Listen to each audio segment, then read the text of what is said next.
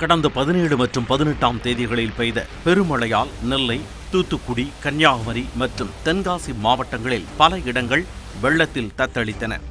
இதில் தூத்துக்குடி மாவட்டம் காயல்பட்டினத்தில் 24 மணி நேரத்தில் அதிகபட்சமாக 95 சென்டிமீட்டர் மழை பெய்தது.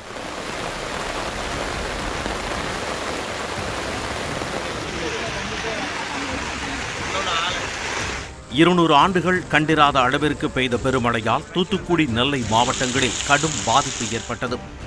இந்திய வானிலை ஆய்வு மையம் முன்கூட்டியே சரியாக கணிக்க தவறியதால் தான் அதிக அளவு பாதிப்பு ஏற்பட்டதாக குற்றச்சாட்டு எழுந்தது. ஆனால் 21 சென்டிமீட்டருக்கு மேல் மழை பெய்தால் அதன் அளவு சரியாக கணிக்க முடியாது என்று வானிலை ஆய்வு மைய தென்மண்டல தலைவர் பாலச்சந்திரன் தெரிவித்திருந்தார். ஆரஞ்சு 12 சென்டிமீட்டர் முதல் 20 சென்டிமீட்டர் வரை, அது ஒரு வகை ஆரஞ்சு அலர்ட். 21 சென்டிமீட்டருக்கு மேல் என்பது சிவப்பு எச்சரிக்கை.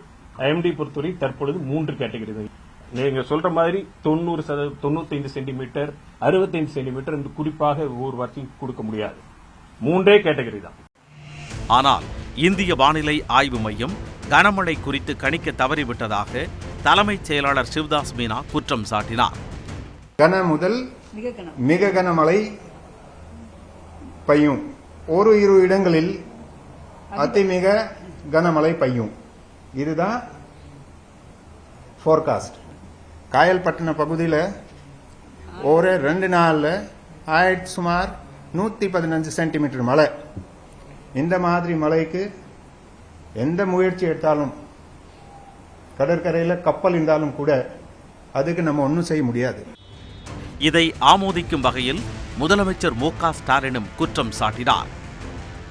வானிலை ஆய்வு மையத்தின் எச்சரிக்கை நமக்கு சற்றே தாமதமாக கிடைத்தாலும் அதில் அளித்துள்ள அளவை விட அதிகமாக மழைப்பொழிவு ஏற்பட்ட சூழ்நிலையிலும் தமிழ்நாடு அரசு முன்கூட்டியே பல்வேறு முன்னெச்சரிக்கை நடவடிக்கை எடுத்திருந்தது என்பதை இங்கே நான் சுட்டிக்காட்ட விரும்புகிறேன். இதேபோன்று நெல்லையில் மழை வெள்ளத்தால் பாதிக்கப்பட்டவர்களுக்கு நிவாரணம் வழங்கிய பின் பேசிய பாமக தலைவர் அன்புமணி ராமதாஸ் ஒருபடி மேலே சென்று சென்னை வானிலை ஆய்வு மையத்தையே மூடிவிடலாம் என கடுமையாக சாடினார். சென்னையில் உள்ள வானிலை நிலையத்தை மூடிடணும், அது தேவையில்லை, வேஸ்ட். சில மாவட்டங்களில் கொஞ்சம் கனமான மழை பெய்யும், ஒரு சில மாவட்டங்களில் காற்றுடன் மழை பெய்யும். இது எங்களுக்கு தெரியாதா? அது நீங்க சொல்லிதான் எங்களுக்கு தெரியணுமா?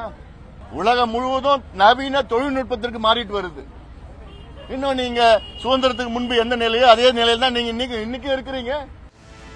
இதற்கிடையில் டெல்லியில் செய்தியாளர்களை சந்தித்த மத்திய நிதியமைச்சர் நிர்மலா சீதாராமன் இந்திய வானிலை ஆய்வு மையம் தென் மாவட்டங்களில் பெய்த கனமழையை முன்கூட்டியே கணிக்க தவறியதாக கூறுவதை ஏற்க முடியாது என்று தெரிவித்தார். ஒவ்வொரு 3 மணி நேரமும் அவங்க வார்னிங் கொடுக்கறாங்க.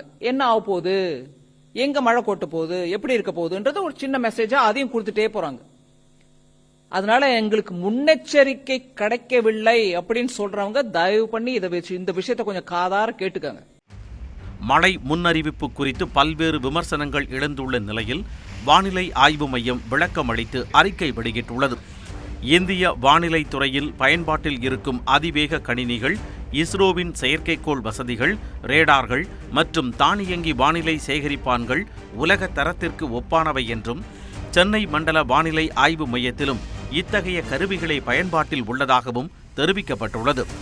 சென்னை வானிலையை கண்காணிக்க 2 டாப்ளர் ரேடார்களும், தென் தமிழ்நாட்டை கண்காணிக்க 3 டாப்ளர் ரேடார்களும் பயன்பாட்டில் உள்ளதாக கூறப்பட்டுள்ளது.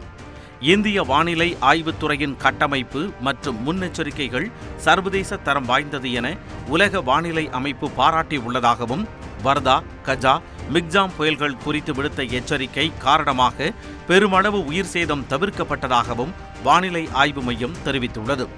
சென்னை வானிலை ஆய்வு மையத்தை குறிவைத்து செய்யப்படும் விமர்சனங்கள் தமிழ்நாட்டு வானிலை மைய பணியாளர்களை புண்படுத்தும் விதமாகவும், இந்திய தொழில்நுட்பத்தை இழிவுபடுத்தும் விதமாகவும் உள்ளது என தெரிவிக்கப்பட்டுள்ளது. இத்தகைய தவறான விமர்சனங்களை தவிர்க்குமாறு வானிலை ஆய்வு மையம் கேட்டுக் கொண்டுள்ளது.